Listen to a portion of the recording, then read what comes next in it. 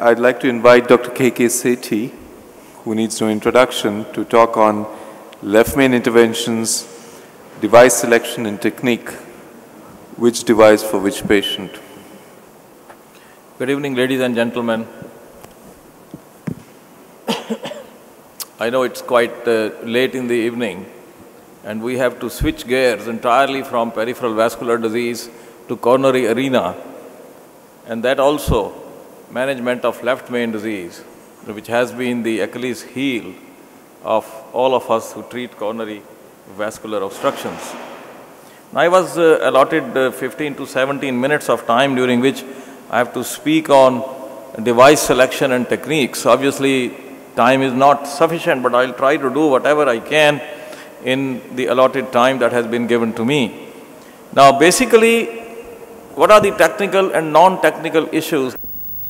The quantitative in left main disease.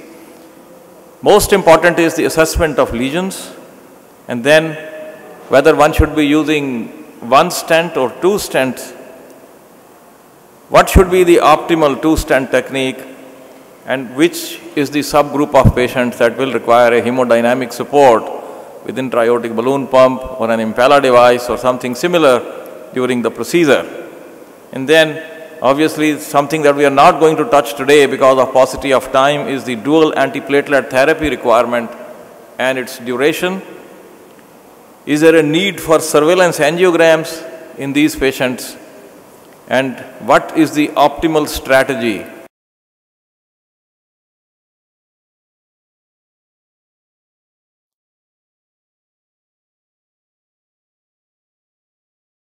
As the days of the CAS study in 1982, we know that left main disease has the greatest angiographic assessment variability among all the proximal coronary segments.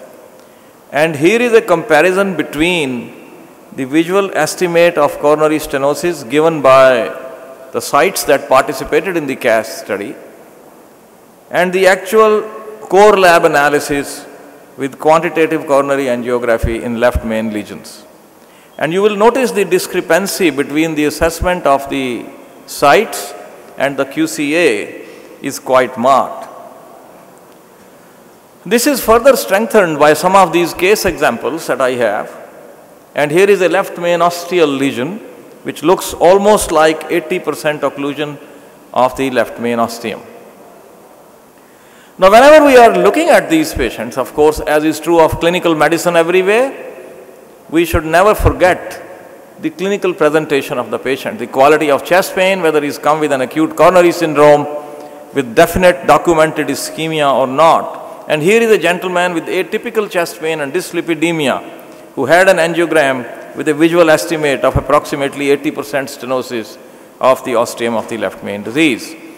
Now, an ultrasound, intravascular ultrasound was performed, and that shows that the diameter of the distal left main was 5 millimeters and the diameter of the area that was looking the site of actual stenosis was 3.5, suggesting that this was actually a negative remodeling in the vessel, and the minimum lumen area was quite good, 5.2 millimeters square, and a fractional flow reserve was performed that showed a value of 0.82, which meant that this was not a very significant, hemodynamically significant disease.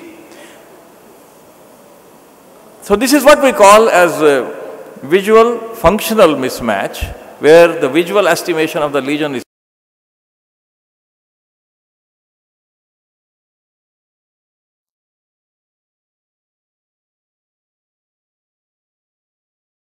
with typical effort angina for 2 months, a diabetic and a hypertensive, who has an angiogram which shows a relatively mild and innocuous looking lesion in the left main coronary artery. Here is the intravascular ultrasound that shows a minimal lumen area of 4.5 millimeters square, which is significant, and a fractional flow reserve that was 0.70, which is quite significant, a positive treadmill test, and a very, very significantly positive thallium SPECT. So as I said before, there can be quite a discrepancy in the functional significance of a left main lesion and what it looks like on a visual estimate. And data published in 2009 says that in intermediate left main disease, the chances of mismatch, both underestimating and overestimating the lesion, is as much as about 29%. And that becomes a very, very important issue when we make decisions about treating these patients. Consider a fractional flow reserve if angiographic diameter stenosis is less than 80% by a visual estimate, and if one is using an intravascular ultrasound, then a minimum lumen cutoff value of less than 4.5 millimeter square is considered significant. Now, switching gears and coming to the location of lesions in patients with left main disease, which are all already very well known to you, we know that the large majority of these lesions are actually in the distal segment of the left main, involving the bifurcation. Approximately 15% of the lesions are in the mid shaft, and approximately 20 to 22% of the lesions are in the aorto-ostial location. And the technical ease or difficulty of performing intervention obviously is different, and so are the long-term results. The aorto-ostial and the mid-shaft lesions are perhaps the easiest and the best ones to treat with percutaneous intervention, because on clinical follow-up, the results are good and the chances of events are relatively low. Like you can see here in ostial and shaft left main stenosis, almost 3 years of follow-up with 7% incidence of MACE. Remember that left main bifurcation disease is rarely focal, as shown by intravascular ultrasound, that in majority of the patients, the plaque actually extends into the left anterior descending from the left main. And also, in almost 2/3 of the patients, there is some extension of the plaque into the left circumflex artery. Similarly, if you look at disease that apparently involves the ostium of the LAD or left circumflex, frequently the plaque localized to the ostium of the LAD or circumflex extends into the left main. So it works both ways. And actually speaking, when we are choosing devices for these, one has to look at the anatomy, and a lesion-specific approach has to be adopted. The results of using one stent in a bifurcation situation are better than using 2 stents, and one would normally prefer a single stent in the following situations, especially if the ostium of the circumflex is normal, if the circumflex is relatively small in diameter or diminutive, or there is a focal disease in the distal left circumflex. But one has to go for a 2-stent strategy if the circumflex is diseased, or we are dealing with particularly when we are dealing with a diseased left dominant system or a concomitant diffuse disease in the left circumflex. However, as I said before, a single stent technique for a distal left main disease is associated with better outcomes than 2 stents. As you can see here, that 6-month restenosis rate is quite different between these 2 technologies, no matter what type of bifurcation stenting technique we use. Now, this is data from the left main compare registry, which shows that in 61% of the patients, they used a single stent crossover into the left anterior descending artery, and a second stent was deployed only if there was a compromise in the side branch, which was usually the circumflex, and in approximately 39% of the patients, 2-stent technology was used, crush stenting being used in 24% and a kissing stent in about 15% of the individuals. These are the results of single versus 2-stent technique, and as I said again, in this particular series again, the best results were seen with a single stent crossover technique into the LAD, with a crush stenting, T stenting and kissing or V stenting. There was a significant incidence of TLR, which was anything between 12 to about 19% with different techniques. Similarly, on long-term follow-up, the occurrence of myocardial infarction, target vessel revascularization and MACE overall is different depending upon the technique that we use. And here is a comparison of a complex angioplasty which utilizes 2 stents vis-a-vis a non-distal, which is ostial and shaft angioplasty of the left main, which requires a single stent.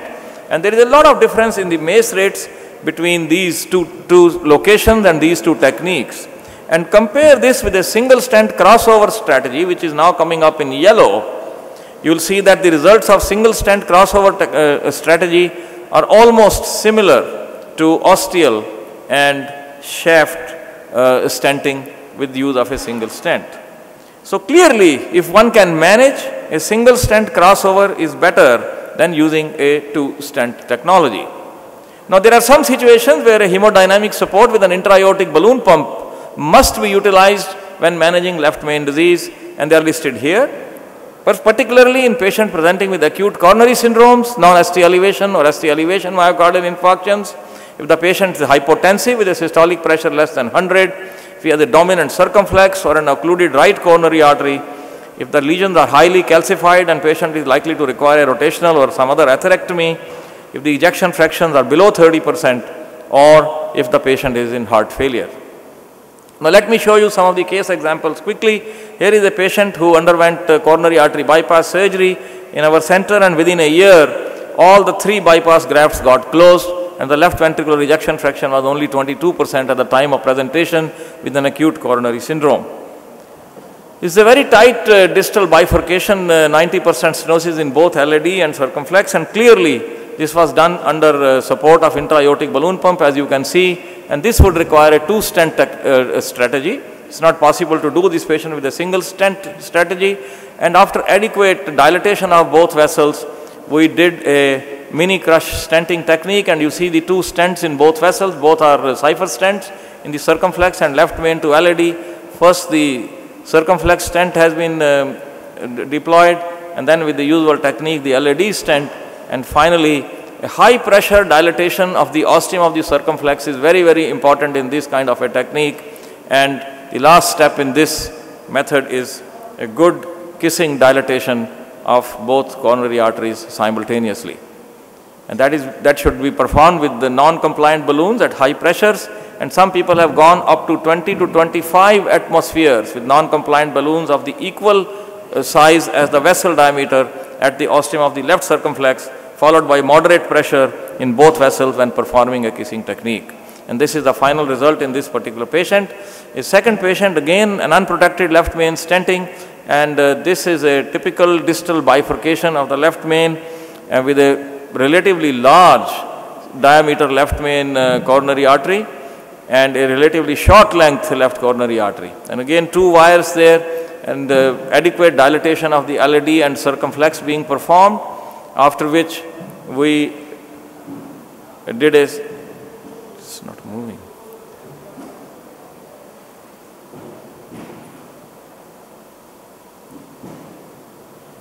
It's not moving.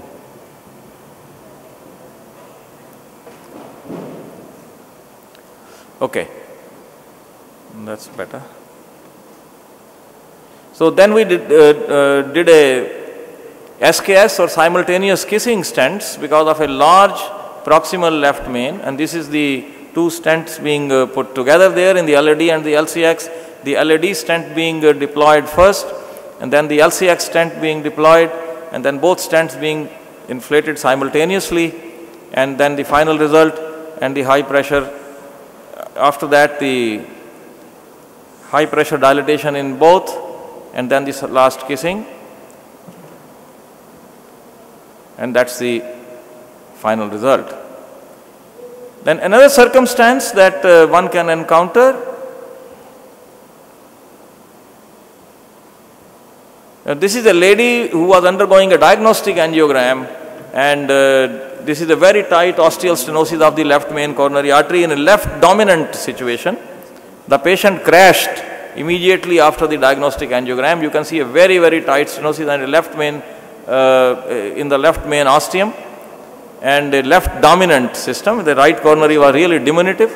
So the patient, the blood pressure started falling, and this required an urgent angioplasty. The patient was put on a balloon pump immediately, and notice that we had to move so quickly that the wire is somewhere in the intermediate region, but a quick dilatation with a balloon was performed to establish flow, and then subsequently the stent was placed, which is a 4.5 into 12 millimeter stent. This was a bare metal stent, a driver, avoiding the bifurcation because the rest of the system was normal and the left main was really large.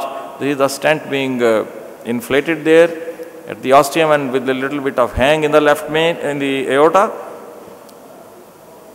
And then this is the final result in this patient.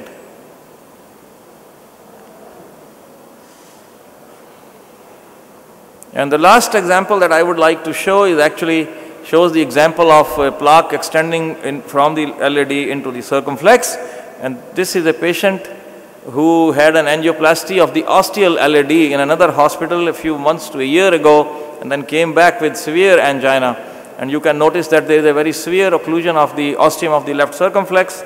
The stent in the LAD is patent, but clearly and there is a very tight stenosis in the diagonal. So this patient required a strategy. We first stented the diagonal through the stent in the LAD. Here is a balloon dilatation being performed and then a stent being placed. And then a simultaneous kissing dilatation of both the branches is being performed. And that's the result in the LAD and diagonal. And then we address the circumflex, a generous balloon dilatation of the ostium, followed by a stent from left main into the circumflex being deployed, and a high pressure dilatation of the ostium of the circumflex, then crossing the wire into the LAD, and then simultaneous kissing dilatation of both the branches. And that's the final result in this. So I think my time should be up by now, and I would like to stop here. And this is what I wanted to say here was that a number of lesions in the left main coronary artery are now amenable to percutaneous interventions. The selection of the patients is very, very important.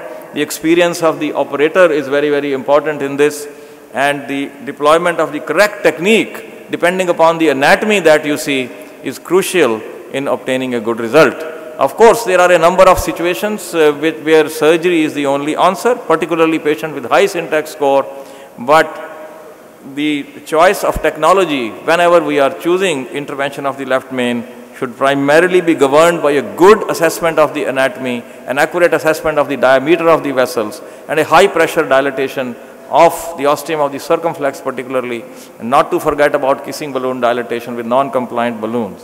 Thank you very much for your kind attention. Thank you, Dr. Sethi.